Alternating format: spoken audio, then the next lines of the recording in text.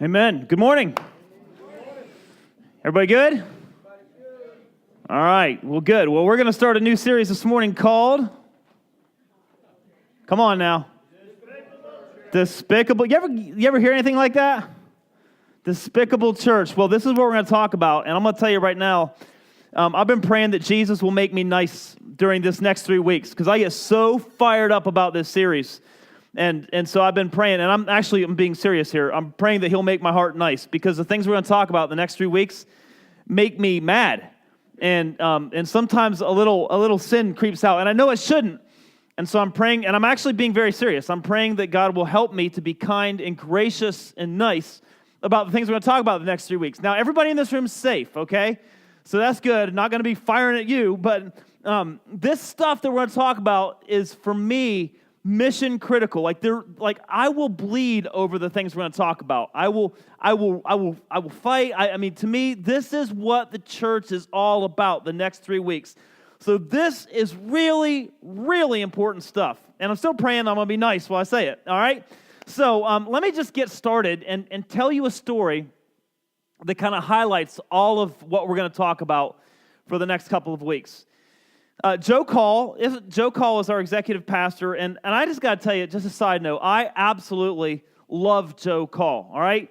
He is an amazing guy to work with. He fills in, like, I'm just telling you, our church, there's like pre-JC and post-JC, all right? And that's Joe Call. So pre-JC, like unorganized, chaotic, because that represents me, unorganized, last-minute ideas, kind of crazy, you know, and then there's post-JC. We're in the very first epic of that era, right? In which there's organization and there's good systems and there's good processes and needs will be met because of JC, that one and that one. So big shout out to Joe. Anyways, we are a part of a network of churches. And a couple of weeks ago, Joe was at a meeting in which all of these various churches were represented. And there was a young pastor in that meeting that was asking, and by the way, this series was going to happen before this story happened. This story just kind of threw gas on the fire, okay? Everybody good? Okay. There was a young pastor in this meeting that had a situation. There was an older man in the church. And this older man was the biggest giver in the church. Like, if this older man were to leave the church couldn't pay its bills, all right? Like, he was the biggest giver. The pastor wouldn't get paid. The bills wouldn't get paid. The biggest giver, all right? However, this biggest giver didn't like any of the changes that were happening in the church. He wasn't interested in changing the music to reach out to a new generation. He wasn't interested in creating an environment where people who didn't know God could come in. He wanted the church to be done in a way that he was comfortable with, in a way that he had done church for many, many years. And so this young pastor was sitting in a room of other pastors, was sitting in a meeting with other pastors, and he was saying to them, what should I do? Like, if I offend this guy, he'll quit giving to the church. And if he quits giving to the church, then we can't do church. We can't reach out to new young people. We can't reach out to people who don't know Christ. And so what should we do? And the pastors in this meeting encouraged this man to tread gently and defer to the bill payer. Now right now, there's a lot going on in here that probably isn't pretty. Good thing you can't see in here right now. And so they went on. They said, look, I mean, you just got to go gently, treat him gently, defer to him. Because, you know, if you don't have money, you got to have money to fuel the mission, and on and on and on. And Joe, I'm so glad that Joe was there and not me. But Joe can be a pretty strong guy. And he spoke up, and he began to encourage the young pastor to go ahead and reach out to new people who don't yet know Christ. That's the job of the church. And he began to encourage the young pastor to make some changes that would reach out to and engage younger people. And as soon as Joe started that conversation, the leader of the meeting, this was his phrase. He said, "Thank you, Joe. Let's move on now." Whew. Now, I remember when I was first in ministry, we pastored a church in Newcastle, Pennsylvania. And there was a guy there in our church, and his name was Eddie. And we had all kinds of people starting to come to our church. And these are people that didn't know, that they didn't know how to do church. So they'd come in looking crazy. They'd come in, and they'd say things, they'd do things, and they'd act in ways that they didn't know you weren't supposed to act in church. They didn't know. But in my mind, that's awesome. That's who we want to kick our doors open to. And Eddie came to me one day and said, listen, Pastor, he said, I've noticed that there are people who are starting to smoke outside of our church, and I'm going to tell them that they can't smoke on church property. Instead, they need to go across the road and smoke. Now, I don't know, I'm mid-20s at that point. And I asked him, I said, are you serious? And he said, yeah. I said, well, here's the scoop, man. If you do that, you're going to put me in a really uncomfortable position. He said, what do you mean?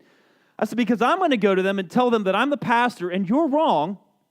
He's wrong. Eddie was wrong when he said that to you. And we're going to put a big old can in front of the door you can put your cigarette butts.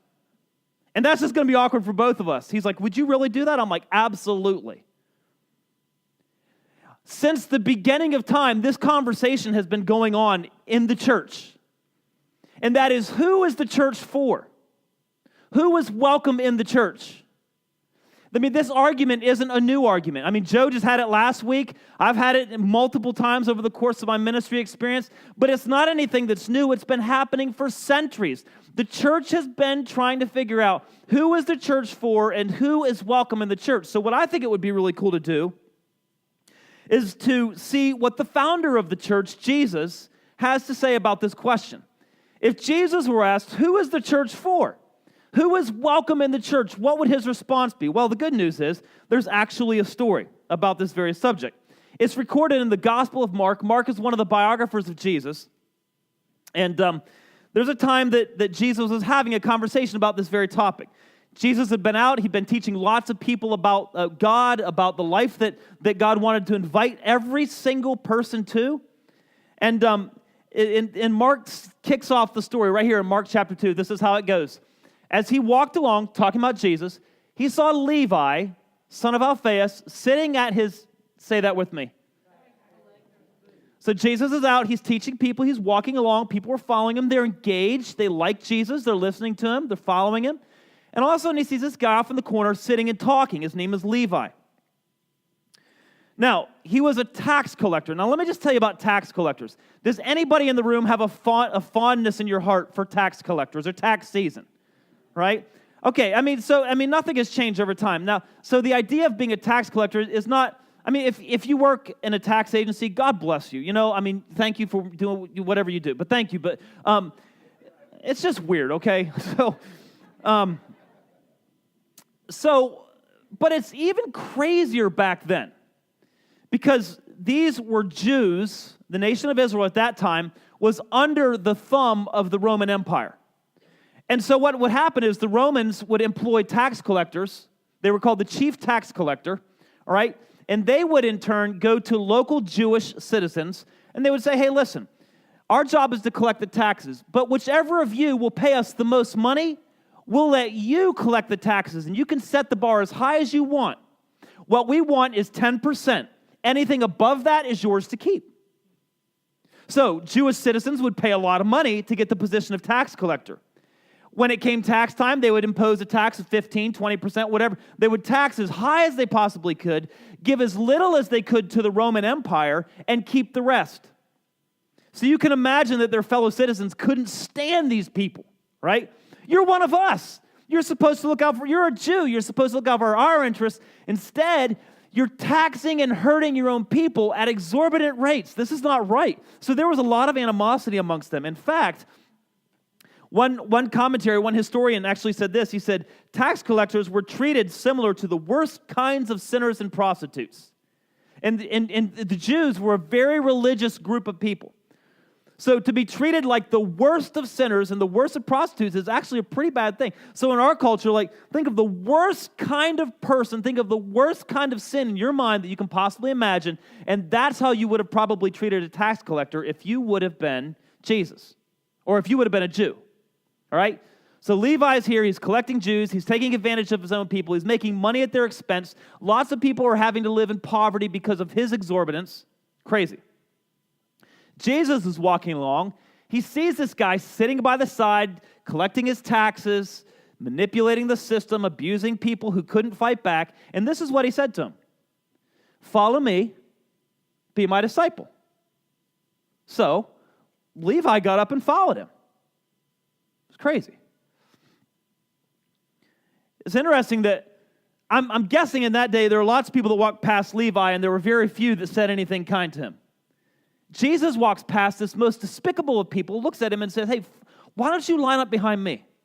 Why don't you come and follow me and be my disciple? And Levi actually responded. Now let me just stop and camp out here for just a second. Did you know that most of the time when you invite someone into your life, more often than not, they'll actually respond? It's amazing to me how many people are just hungry for warm, intimate friendship. And it's amazing to me that Jesus, out of all these people, he found the worst one, and he said, hey, why don't you line up behind me? Why don't you follow me? And Levi said, okay. Did you know that there's also research that's been done that says if you will invite people to church, they will come for the most part? Look at this. This was a research that was done by Tom Rainier. He wrote a book called The Unchurched Next Door. 82% of unchurched people would likely attend church if invited, but only 2% of church people offer invitations. I wonder how many people walked past Levi that day, rolled their eyes, and said, what a despicable person. Jesus walked past, looked at him, and said, hey, why don't you line up behind me? Why don't you come follow me? Why don't you come hang out with me? So, Jesus invites Levi to follow him. Levi did. He said, you know what? I've been looking for some life change. So, crazy enough as it seems, I'm going to. So he follows Jesus. Then Mark writes this. Later, Levi invited Jesus and his disciples to go to his home as dinner guests. So Jesus says, hey, Levi, come hang out with me. Come be a part of my circle of friends, right? Levi says, all right, and hey, why don't you come be a part of my circle of friends? Isn't that kind of crazy? Now, here's my favorite part of this whole story. Levi invited Jesus and his disciples to go to his home as a dinner guest, along with many tax collectors and other disreputable sinners. Read these words with me, please. There were many people of this kind among Jesus' followers. Is that amazing? I mean, I'm looking, I'm reading this, and I'm thinking, like, that's not what we normally think when we think of Jesus followers, is it? When we think of Jesus followers, we think of people who don't smoke, chew, or go with girls who do, right? We think about people who read the King James and still sing from a hymn book, am I right? Not this group of people. These are some jacked up, messed up, screwed up kind of people, and Mark said, listen, there were lots of these kinds of people that hung out around Jesus. I'm guessing that if Jesus had a cell phone, there'd have been lots of numbers of people who did not think or believe or act like Jesus in that cell phone. Now, I just want to stop for just a second and just poke a little bit. And I'm poking in my life too, gang. Who are your friends? Do you have friends? If you're a Christian, if you're a follower of Jesus, do you have people in your life? Do you have people in your cell phone that do not think, act, or look like you or believe like you? Are you in contact with people on a regular basis outside of forced contact? For instance, work. Are you out in contact with people who don't believe or think or act like you do? See, this is what I notice in the church. It seems as if the longer we're Christians, the fewer non-Christian friends we have. I mean, look at our cell phones. Who are we calling? Look at our social media. Who are we talking with? Look at our calendar. Who are we spending time with? And the unfortunate thing then is that the church becomes a bit of a holy huddle for Christians. It's almost a weekend resort for Christians, where we can get away from the messiness of the world and get away from the craziness of the world, where we can go to a place of passionate, intimate worship. It's quiet, and we don't have to deal with the brokenness of the despicable ones. That's what we've made church, it seems to me, on a large part. The problem is the head of the church, the founder of the church, didn't do church like that. This is how he did it. He was surrounded by people that didn't get it. They didn't believe like he did. They didn't act like he did. They didn't function like he did. He was surrounded by those kinds of folks. And when I read that, I begin to ask myself, I begin to dig deep and say this, like, who am I surrounded by? I think one of the greatest things as a pastor that I've ever done is move my office out of the church. I remember for many years I had an office in the church, and the problem with that is when you're the senior pastor and you're in the church, everybody that walks in defers to you. Your opinion is in most church environments, the opinion of the senior pastor is the opinion, theologically, organizationally, across the board. I'm just going to shoot straight with you. That's unhealthy. I think the best thing I've ever done as a pastor is to move my office outside of the church, where people either don't know that I'm a pastor or they don't care that I'm a pastor. They'll drop the F-bomb around me just as quick as they'll drop it around someone else. And you know what? I'm actually okay with that, because what I realize as a pastor, if I build this wall and insulate myself from everybody that's not like me, I become really, really unhealthy and really, really unrealistic in my expectations. And you will too. If Christians, listen to me, if you're a follower of Jesus, if you surround yourself with people who think like you and look like you and act like you and believe like you, it won't be long before you're almost irrelevant to people who desperately need Jesus the most. When I see what Jesus did, he was surrounded by people who didn't get God at all. He was surrounded by people who they were disreputable, despicable. They were the worst kind of jacked up, messed up people. And they were the people that comprised a huge constituency of his following.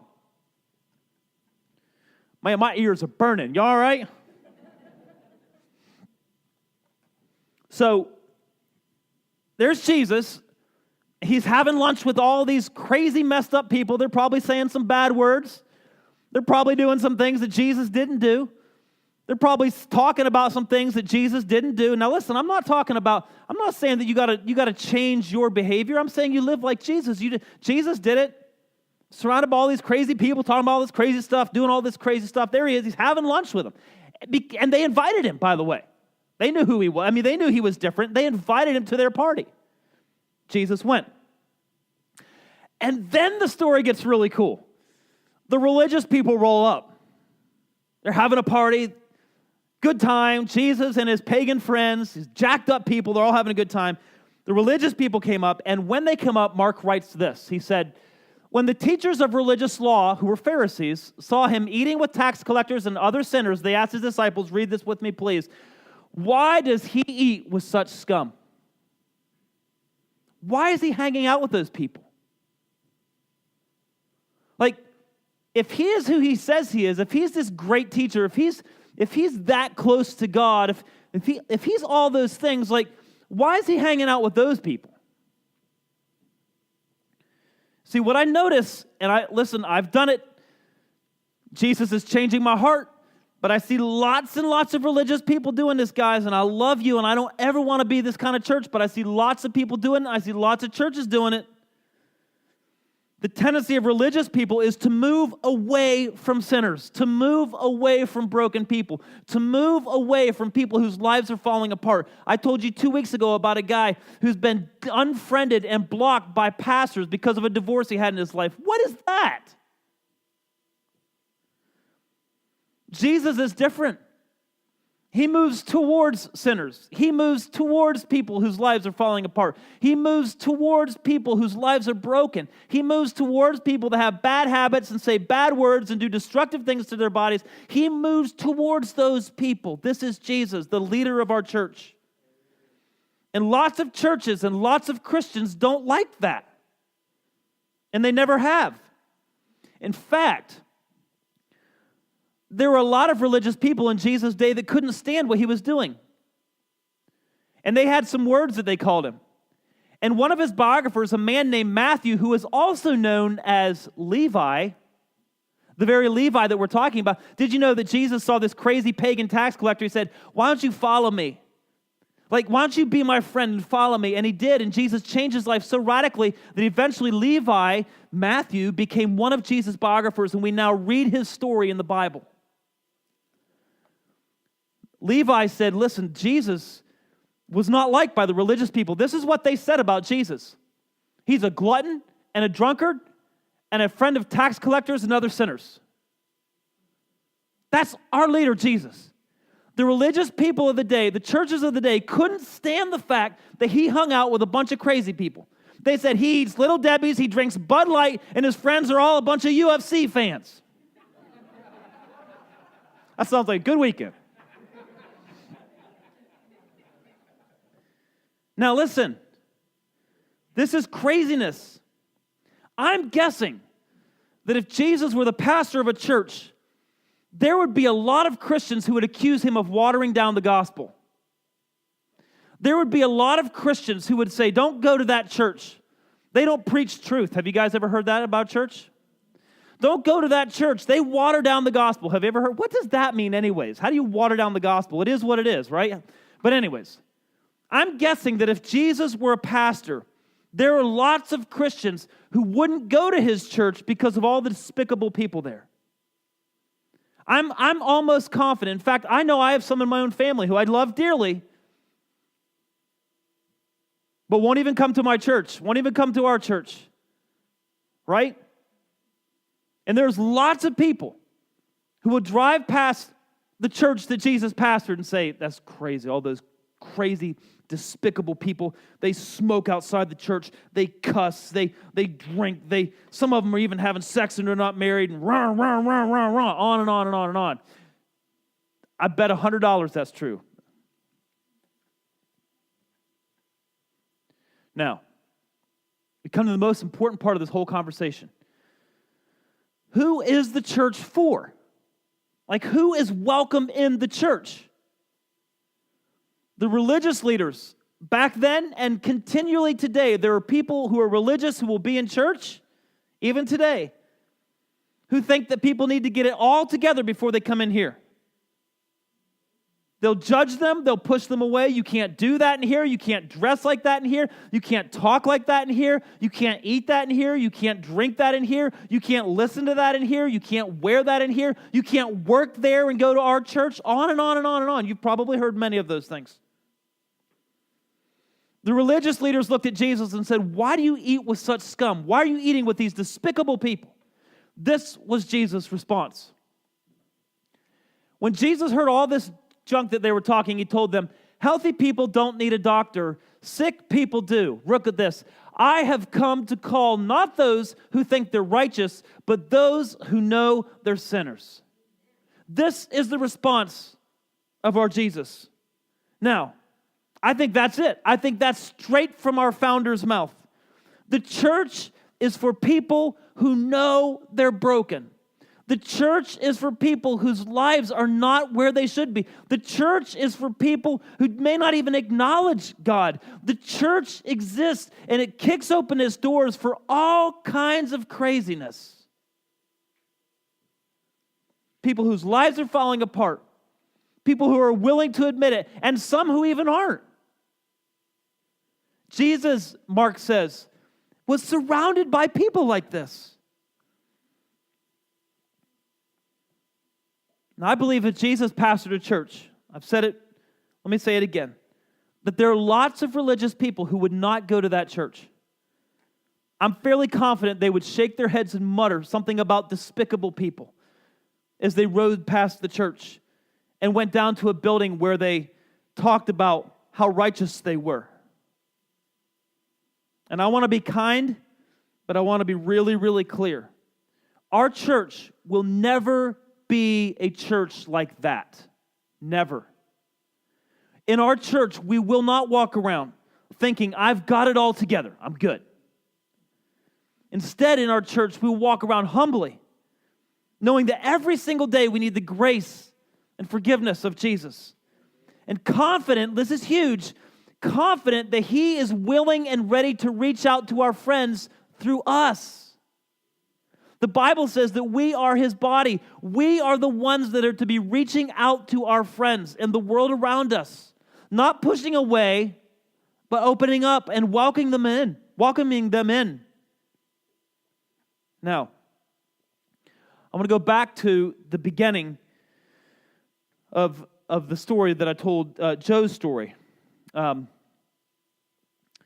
Those pastors that were encouraging, and by the way, let me just say this. I need to be really clear here too.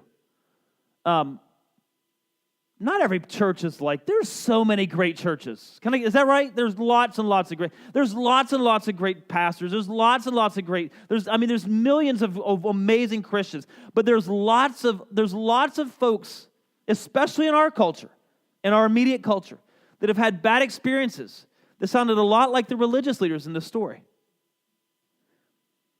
Those pastors that Joe was in that meeting with, they were encouraging this young pastor to make sure that the big giver was pacified. Take care of him. Do not offend him. After all, he's the guy that's paying the bills. Defer to him. So I have a question for you. And I have a question for them if I'm ever blessed to be in that circle of pastors.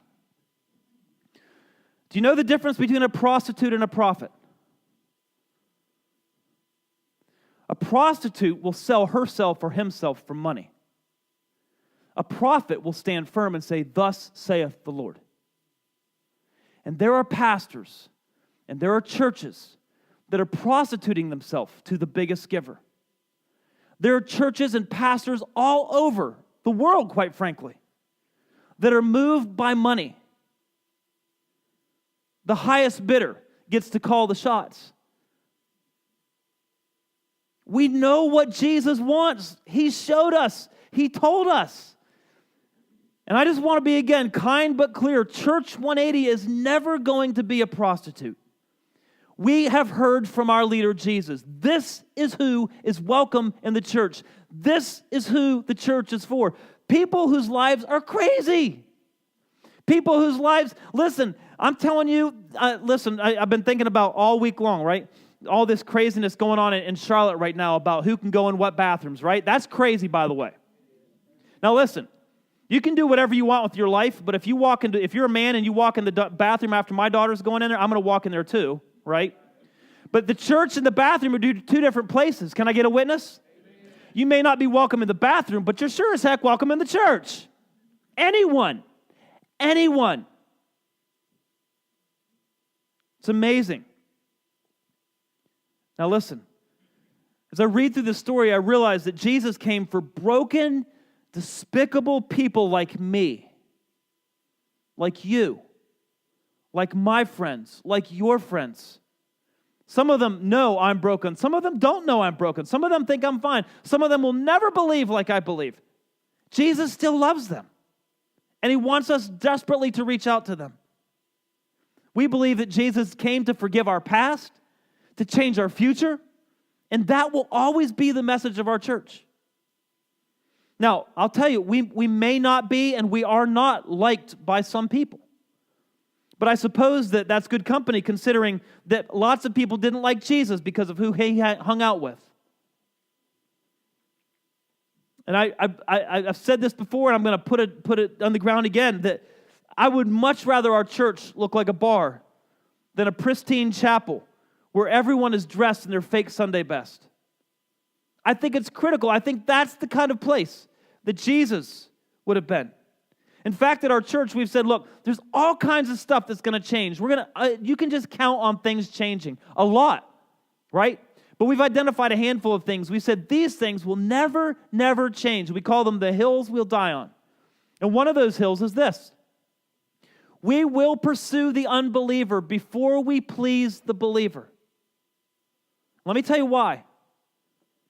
Because we believe that if a believer is offended in our church, if you come into our church and you don't like the way things are, you don't like the music, or you don't like the way the building looks, or you don't like that there's a cross, or you don't like that the walls are gray, or whatever. If you come in and you don't like it, you don't like me, whatever. You come in and you don't like it, you can go somewhere else and be okay.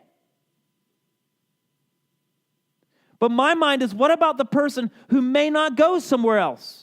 What about the person who tries to go somewhere else and gets stiff-armed because of the way they look? Or they get stiff-armed because of with whom they walk in the building? Or they get stiff-armed because of their history. What about that person? Who fights for that person? If the story that we read today means anything, it means that Jesus fights for that person. It means that Jesus says, these are my people. Now, my guess is if every single person in this room had your closet emptied and we knew everything about you, you'd be like, oh, crap, right? See, Jesus does know this stuff. This is what the church has believed from its very beginning. He does know these things about you, and yet he loves you and welcomes you into his community and wants to be your friend and reaches out to you to forgive you and love you and change you. And now he wants to use you to do the same thing for the guy down the street. So, let's do something. Let's turn on the lights. Can we turn on the lights?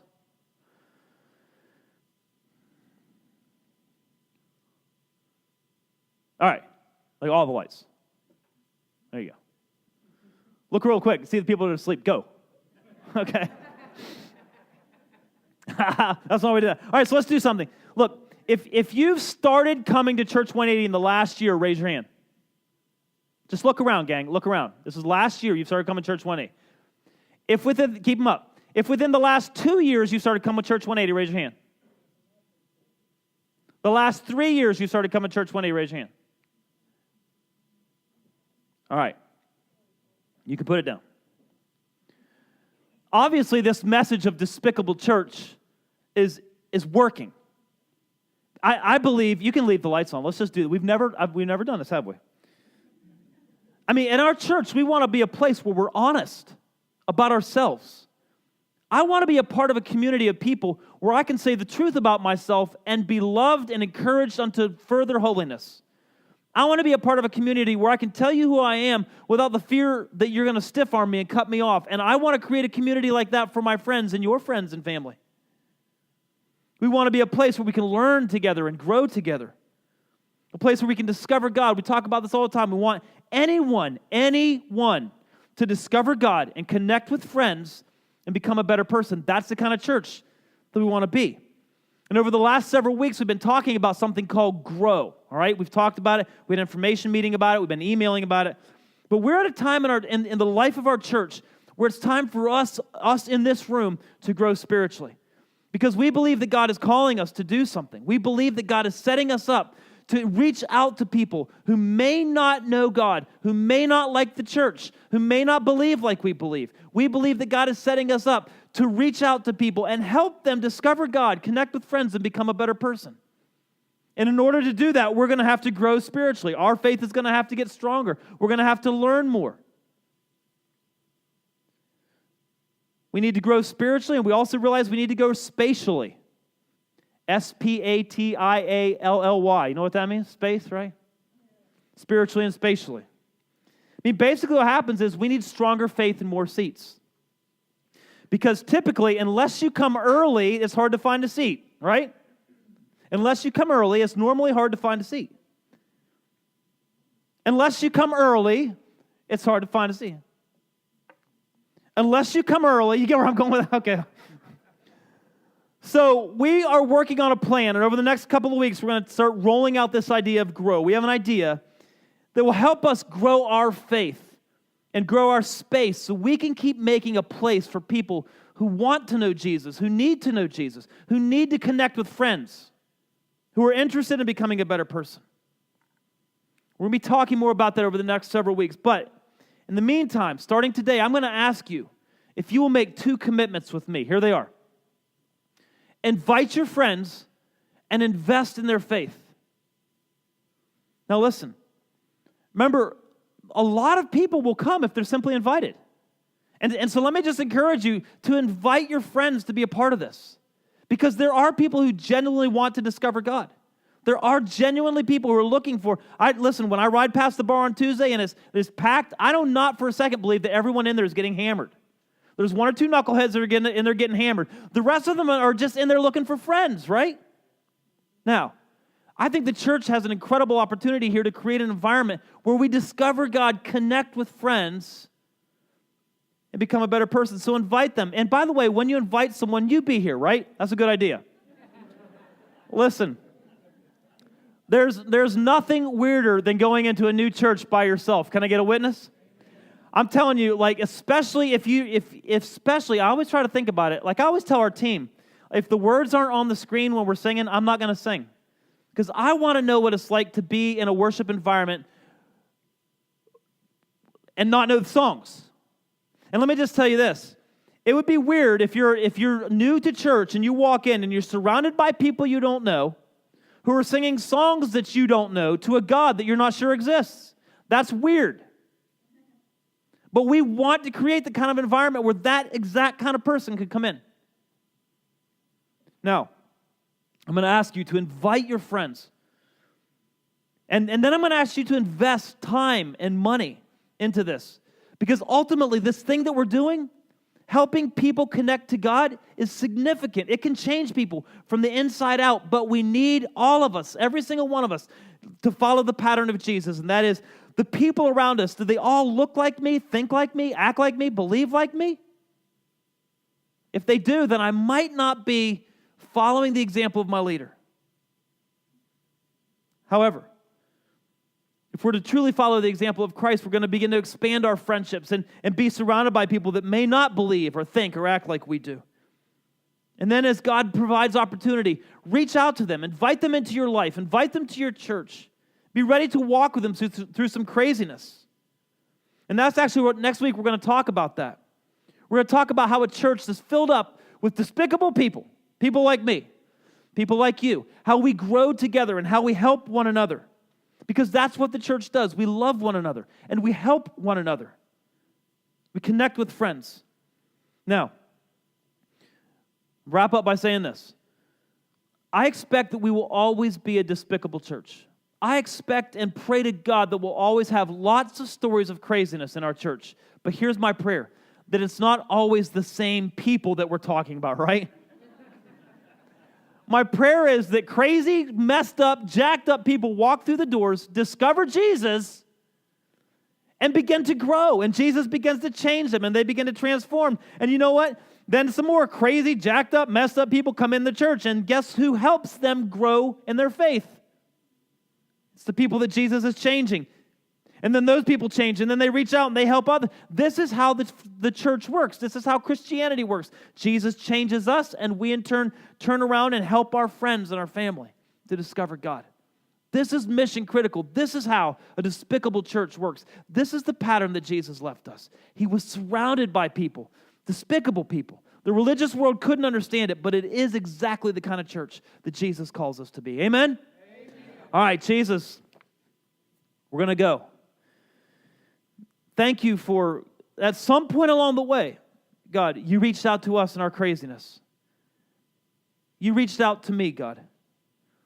You reached out to every single person in this, and you know, more often than not, you used a person to reach out to us. They invited us to know Jesus. They invited us to make a connection with God. I pray, God, that you'll use us to do the same thing. Invite someone to know Christ. Invite someone into our lives. Maybe it's not even an invitation to know Christ. Maybe it's just inviting someone into our living room. God, I pray that you'll use us. Maybe not everyone will understand what we're doing, but that'll be okay because we want to follow your example. Father, forgive us for being too quick to push people away. Help us to open up our arms, open up our lives, open up our church. Help us to, Lord, as we begin this process of this journey of grow, help us to begin to consider how we can invest our time and our money to making space, Lord, into creating an environment where more and more people can discover God, connect with friends, become a better person. Jesus, we love you. We give you our best praise. Amen.